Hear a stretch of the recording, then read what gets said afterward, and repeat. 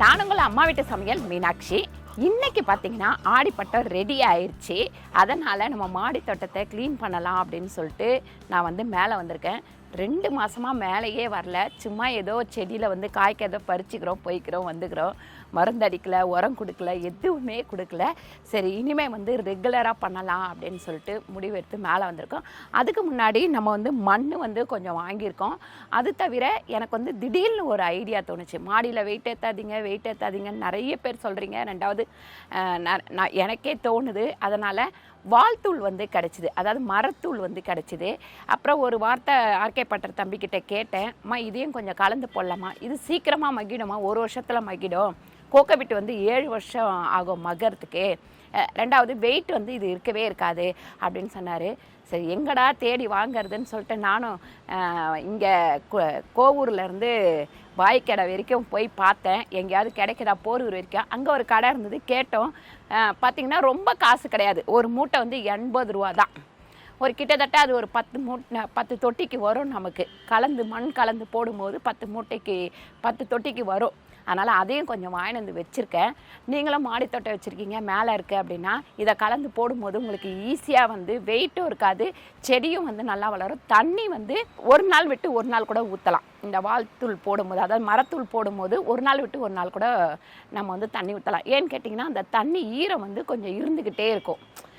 மேலே கொஞ்சம் செடியில் போட்டு விட்டுட்டோம் அப்படின்னா. அதனால் யோசித்தோம். ஒவ்வொரு தடவை ஒவ்வொரு ஐடியா வரும்போது நம்ம அந்த மாதிரி பண்ணோம் அப்படின்னா ரொம்ப ஈஸியாக இருக்கும். இப்போ வந்து நம்ம மாடி தோட்டத்தோட வேலையை நம்ம ஆரம்பிக்கலாம் வாங்க. ஆடிப்பட்டமும் வந்துருச்சு.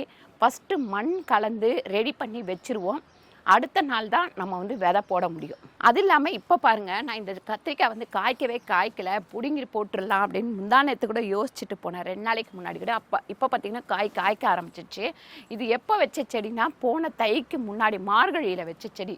நடுப்புற 7-8 மாதம் காய்க்கவே இல்லை. எல்லா அந்த செடியில் கூட அங்கே கூட காய்ச்சிருக்கு. அதுக்கப்புறம் பூ வந்து இந்த ஜூன் ஜூலைலேருந்து பூ ஃபுல்லாக பூக்க ஆரம்பிச்சிடும். முல்லை வந்து இந்த வாட்டி நமக்கு நல்லாவே பூத்துக்கிட்டே இருந்தது. மல்லி வந்து அதை விட சூப்பராக பூத்துச்சு. அதுக்கப்புறம் பார்த்திங்கன்னா ரோஸு அதெல்லாம் நான் ஒன்றுமே பண்ணாமலே ரோஸ் எல்லாம் வந்து பூத்துக்கிட்டே இருக்குது. இன்னும் கொஞ்சம் உரம் போட்டு எல்லாம் ரெடி பண்ணோம் அப்படின்னாக்கா சூப்பராக வளர ஆரம்பிச்சிடும். இதுலேருந்து நமக்கு தை மாசி பங்குனி வரைக்கும் நல்ல வந்து ஒரு விளைச்சல் எடுக்கலாம். ட்ராகன் ஃப்ரூட்டும் பார்த்திங்கன்னா நல்லா நிறைய வளர ஆரம்பிச்சிருச்சு. மேலே போயிடுவோம்.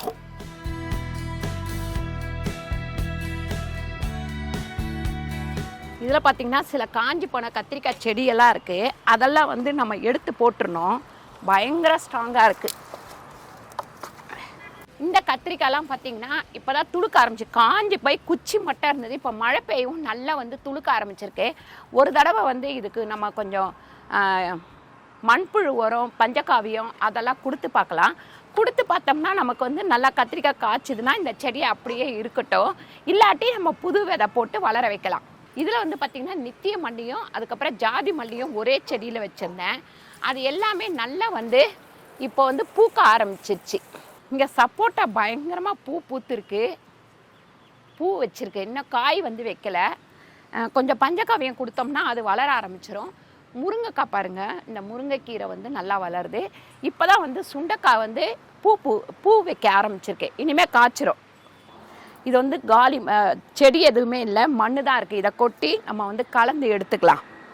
இந்த அவரை கொடி வந்து கொஞ்சம் கட் பண்ணிடுறேன். இருந்தாலும் இந்த கொஞ்சம் மருந்து வச்சோம்னா காய்க்க ஆரம்பிச்சிடும். இது இந்த சைட்லலாம் தொங்குறத வந்து கட் பண்ணிடுறேன். இவன் வேற கத்திக்கிட்டே இருக்கிறான். என்னடா மேலே வரணுமா? வா வா வா வா வா மேலே வா வா. நான் கூப்பிட்டு வர மாட்டேன், நீயே வா வாடா, மேலே வாடா, வா இங்கே வா.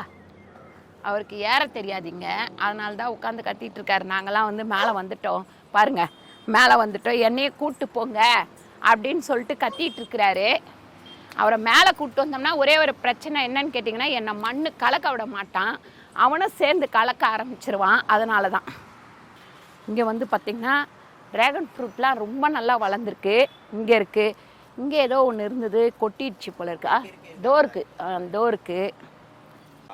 இது வந்து மூக்குத்தி அவரை, அதாவது இங்கே காய்ச்சி இருந்தது இல்லைங்களா, அதுலேருந்து கொட்டி வளர்ந்துருக்கு. இதை எடுத்துருவோம், நம்ம புதுசாக போடலாம். விதை இருக்குது நம்மக்கிட்ட. சிட்டுக்குருவியெல்லாம் பார்த்து எவ்வளோ வருஷம் ஆயிடுச்சு. ஆனால் நம்ம மேலே மாடி தோட்டத்தில் சிட்டுக்குருவி அடிக்கடிக்கு வரும். இது வந்து மூக்குத்தி அவரையோட விதை. ஆனால் இது தரமாக இல்லை, இருந்தாலும் வளரும். இன்னும் கருப்பு கலரில் இருக்கும், பெரிய விதையாகும் இது. ட்ராகன் ஃப்ரூட் பார்த்திங்கன்னா ஃபஸ்ட்டு வந்து நான் சும்மா அப்படி கொம்பு ஊனி வச்சுருந்தேன், வரவே இல்லை. அப்புறம் வந்து என்னோடய தம்பி அடிக்கடிக்கு சொல்லுவாப்புற கார் டயரில் வந்து கட்டையெல்லாம் கட்டிட்டு வச்சிங்கன்னா வளரும் அப்படின்ட்டு.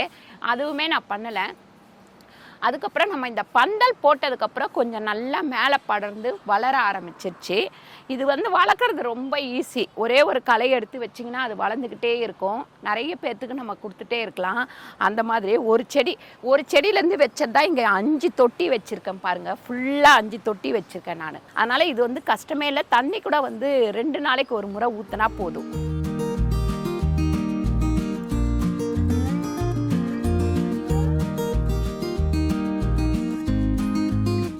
இது வந்து பழைய தொட்டியில் இருந்தது, அதாவது முதல் வச்சுருந்தோம் இல்லைங்களா, அந்த தொட்டியில் இருந்த மண். அதோட இப்போ வந்து கொஞ்சம் புது மண் வாங்கினேன். அதுவும் கொஞ்சம் இது வந்து அவங்க வந்து அதாவது சாதாரண மண், மணல், அதுக்கப்புறம் கோகோ பிட்டு, அதுக்கப்புறம் செம்மண், அதுக்கப்புறம் நம்ம வந்து இது என்னதுப்பா இன்னொன்று போடும் மண்புழு உரம். இது எல்லாமே கலந்தே கொடுத்தமிச்சிட்டாரு. நான் வந்து காய்கறி வைக்கிறதுக்கு, ரோஸ் செடியெல்லாம் வைக்கிறதுக்கு அப்படின்னு கேட்டேன். இது கலந்தே வாங்கிட்டேன் நான். இருந்தாலும் நான் இங்கே வந்து நம்ம ரெடி பண்ணோம் இல்லைங்களா, அதாவது அந்த கறி பேர் என்னப்பா, நிலக்கரி, அதுக்கப்புறம் பூந்தி கொட்டை, அப்புறம் நம்ம வந்து மண்புழு உரம், இது 3த்தையும் நான் கலந்து வச்சுருக்கேன். இதோட கலந்து நம்ம வந்து மரம் அறுக்கிற கடையில் கேட்டிங்கன்னா உங்களுக்கு தருவாங்க. இந்த மாதிரி நைஸ் வால்தூள், அப்புறம் பெரிய பெரிய வால்தூள் கீழே வச்சுருக்கேன். 2ல் எது வேணாலும் நம்ம கலந்துக்கலாம். இது ஒரு 2 மக் அளவுக்கு போடுறேன். இன்னும் கொஞ்சம் நல்லா லூஸாக இருந்தால் போதும். அப்படின்னா நம்ம அதாவது ஒரு தொட்டியிலேருந்து கொட்டுற மண்ணுக்கு ஒரு 3 மக் அளவுக்கு போட்டுக்கலாம். நான் எப்பவுமே மொத்தமாக கொட்டிடுவேன், கொட்டிட்டு தான் வந்து கலப்பேன், உங்களுக்கே தெரியும்.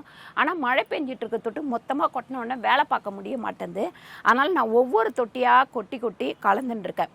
இந்த மாதிரி நமக்கு கலக்கும் போது முடிஞ்ச அளவுக்கு இன்றைக்கி செஞ்சுட்டு அடுத்த நாள் வந்து செஞ்சுக்கலாம்.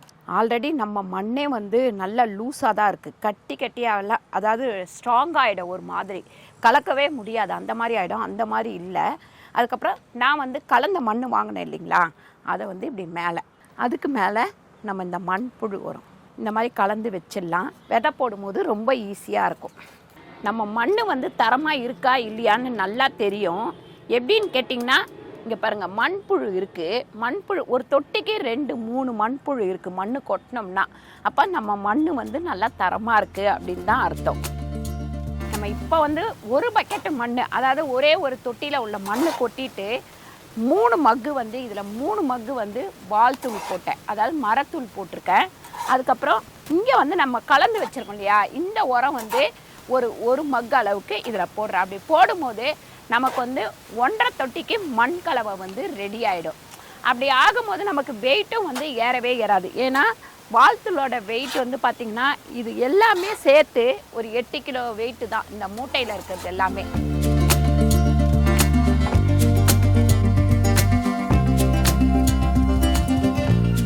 முழுசாக ஒரு வேலை முடிச்சிடலான்னு பார்த்தா மழை வேற வர ஆரம்பிச்சிருச்சு. முக்கால்வாசி மண்ணெல்லாம் நாங்கள் மாற்றிட்டோம். இப்போ வந்து செடி இருக்குது இல்லைங்களா, அதில் வந்து இந்த கலந்த மண்ணை கொஞ்சம் போடுறோம். ஏன்னு கேட்டிங்கன்னா, தண்ணி ஊற்றும் போது அப்படியே மேலே வேர்லாம் வந்து இருக்குது. அதுக்கு தான் இங்கே இந்த கருணக்கிழங்கு செடியெல்லாம் பார்த்திங்கன்னா அங்கே இருந்தது, ஒரே அடைச்சிக்கிட்டு இருந்தது, அதனால் இங்கே எடுத்து வச்சுட்டேன். அதுக்கப்புறம் அத்தி வந்து அந்த மரத்தோட நிழல் பட்டு, அப்புறம் அந்திப்பூவோட நிழல் பட்டு இந்த அத்தி வளராமல் இருந்தது, அதை கொஞ்சம் நவுத்தி வச்சுட்டேன் நான். அதே மாதிரி கீழே இருந்த கீரைலாம் வந்து இங்கே தூக்கி வச்சுட்டேன். அதுக்கப்புறம் இந்த வெத்தலைவள்ளி கிழங்கு செடியும் இங்கே வைக்க போகிறேன். ஏன்னா இங்கேனா இப்படி படர்றதுக்கு வசதியாக இருக்கும் அப்படின்னு சொல்லிட்டு மஞ்சள் செடியெல்லாம் ஒரு லைனாக வச்சிடலான் இருக்கேன். பாருங்கள், தொட்டி எல்லாத்தையுமே கொஞ்சம் மாற்றி வச்சாச்சு, மண் எல்லாமே போட்டாச்சு. பாருங்கள், எந்தெந்த செடி எங்கே வச்சா கொஞ்சம் வெளிச்சத்தோடு வளருமோ அதை எல்லாமே மாற்றி வச்சுருக்குறோம். ஒரு நாள் விட்டுட்டு அடுத்த நாள் வந்து நம்ம விதை எல்லாமே போட்டுடலாம். அடுத்து நம்ம கீழே போய் க்ளீன் பண்ணிக்கலாம். ஒரே நாளில் முடித்தா கொஞ்சம் கஷ்டமாக தான் இருக்கும், ஆனால் முடிச்சிட்டோம்னா ஒரே வேலையாக ஆகிடும். அதனால் கீழே போய் க்ளீன் பண்ண ஆரம்பிச்சிடலாம். இங்கே கழுவி தள்ளிட்டு போயிடுவோம். 8 மணிக்கு ஆரம்பித்தோம். டைம் என்னன்னு தெரியல, 4-5 ஆகுது. ஆனாலுமே முடியல. இங்கே வந்து பாதி தான் முடிஞ்சிருக்கு. அது மட்டும் மழை வந்துடுச்சு. இனிமேல் நாளைக்கு காலையில் தான் பண்ண முடியும் போல இருக்கு. இந்த மண்ணு பட்டாண்டியில் வச்சுருந்தோம்ப்பா, இல்லைன்னா கரைஞ்சி போயிடும். பாருங்கள், நம்ம மாடி தோட்டத்தை மேலேயும் கீழேயும் கிட்டத்தட்ட 2 நாள் வந்து சரி பண்ணியிருக்கோம். ஒரு நாள் வந்து காலையில் வந்தோம், 6 மணிக்கு வந்தோம், சாயங்காலம் வந்து 6 மணி ஆயிடுச்சு. அடுத்த நாள் பார்த்திங்கன்னா ஒரு 8 மணிக்கு வந்தோம், சாயங்காலம் 5 மணி ஆயிடுச்சு. அதனால் ஒவ்வொரு தொட்டியாக நம்ம வந்து க்ளீன் பண்ணி வச்சுக்கிட்டே இருந்தோம்னா கஷ்டம் தெரியாது. நான் வந்து 2 மாதம் விட்டுட்டேன். அதனால் ரொம்ப வேலை இழுத்துருச்சு. ஃபுல்லாக க்ளீன் பண்ணி எடுத்து மண்ணெல்லாம் போட்டு மேலே வச்சாச்சு. அதே மாதிரி கீழேயும் நம்ம அந்த மாதிரி வச்சுருக்கோம். வாங்க, இங்கே பார்த்தீங்கன்னா நம்ம இந்த ரோஸ் செடி ஃபுல்லாக இங்கே பூக்கிற செடி எல்லாமே இந்த பக்கம் அரேஞ்ச் பண்ணி வச்சுட்டேன். இந்த பக்கம் பார்த்திங்கன்னா மண் போட்டு வச்சுருக்கேன். இங்கே வந்து கொஞ்சம் காய்கறி செடி, அதாவது வெண்டைக்காய், கத்திரிக்காய், அந்த மாதிரி கொத்தமல்லி அந்த மாதிரி போடலான்னு இங்கே வச்சுருக்கேன். அதே மாதிரி இங்கே பார்த்திங்கன்னா இது பழைய கத்திரிக்காய் செடியை கொஞ்சம் வளர ஆரம்பிச்சிருக்கேன். அதனால் அதை அப்படியே விட்டுட்டேன். மல்லி செடி ஃபுல்லாகவே இங்கே வச்சுட்டேன்.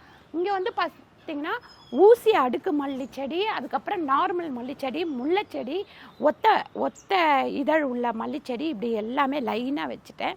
இங்கே வந்து இதை பாருங்க, இது அடுக்கு மல்லி சூப்பராக இருக்கா. இந்த வாட்டி டெய்லி மல்லி பூத்துக்கிட்டே இருந்தது. நீங்களும் உங்கள் மாடி தோட்டத்தை எப்படி க்ளீன் பண்ணுறீங்க அப்படின்னு சொல்லிட்டு கீழே வந்து கமெண்ட் பண்ணுங்கள். இந்த மாதிரி சேர்த்து வச்சு க்ளீன் பண்ணும்போது ரொம்ப டயர்டாகிடும், ரொம்ப கஷ்டமாகவும் இருக்கும். அதனால் ஒவ்வொரு நாளைக்கு ஒரு 10 தொட்டி 5 தொட்டி அந்த மாதிரி நீங்கள் வந்து க்ளீன் பண்ணிக்கோங்க. நான் கிட்டத்தட்ட ஒரு 150 தொட்டி வச்சுருக்கேன். அதனால் 2 நாள் ஃபுல்லாக வேலை கரெக்டாக இருந்தது. முதல்ல எப்படி இருந்தது, இப்போ எப்படி நம்ம மாடித்தோட்டம் இருக்குது, எப்படி க்ளீன் பண்ணியிருக்கேன் அப்படின்னு சொல்லிட்டு கீழே வந்து கமெண்ட் பண்ணுங்கள். யாருக்கெல்லாம் இப்படி க்ளீனாக வச்சுக்கிறது பிடிக்கும் அப்படின்னு சொல்லிட்டு கீழே வந்து கமெண்ட் பண்ணுங்கள். இந்த வீடியோ உங்களுக்கு பிடிச்சிருந்தால் லைக் பண்ணுங்கள், ஷேர் பண்ணுங்கள், சப்ஸ்கிரைப் பண்ணுங்கள், ஃபேஸ்புக்கில் ஷேர் பண்ணுங்கள், மறக்காமல் கமெண்ட் பண்ணுங்கள். நன்றி, வணக்கம்.